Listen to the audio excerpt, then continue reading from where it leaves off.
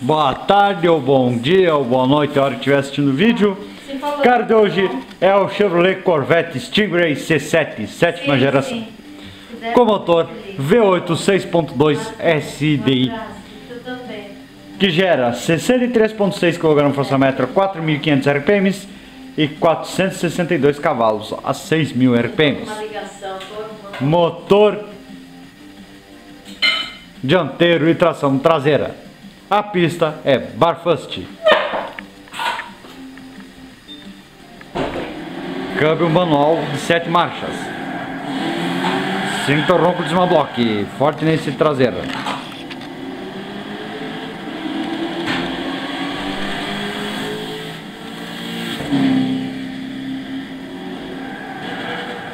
E tem visão interna. Lembrando, olha a traseirada que deu. Lembrando que o Sma-Block da GM teve 15 vitórias nessa pista. Entre 60, 68 e 69 e dos anos 90 para frente. Todas as vitórias dos anos 90 dos anos 2000 para frente, perdão, da Holding foi com o Sma-Block. Motor com bloco avançado de alumínio e injeção direta, mas comando na vareta. Olha a traseirada que deu. Vareta é sagrada, mas o que importa é o resultado. 450 cavalos estão ótimo. Lógico, vou dar uma deixa. Ele não ronca tão bem quanto os outros Sma-Block, mas ainda assim é bonito. Olha a traseirada que deu. Clementinho quase vai no muro.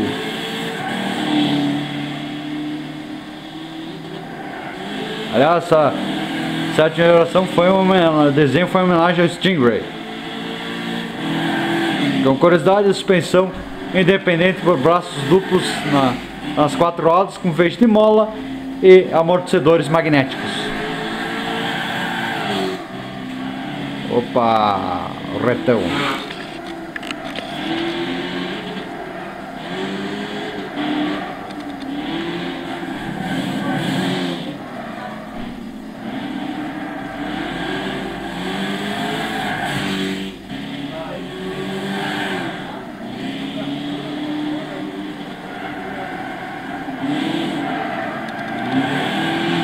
Opa!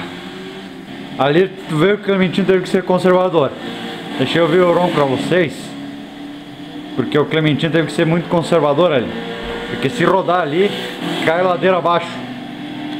Olha o retão. Em dia que não tem corrida é uma pista normal. Tem até limite de velocidade. 250 por hora. Mais 250. Opa! Uma comidinha de grama.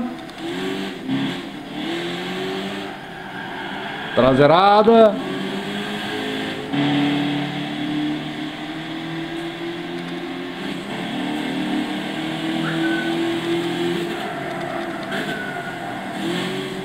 Bom, se gostou do vídeo, dê aquele like básico e até a próxima.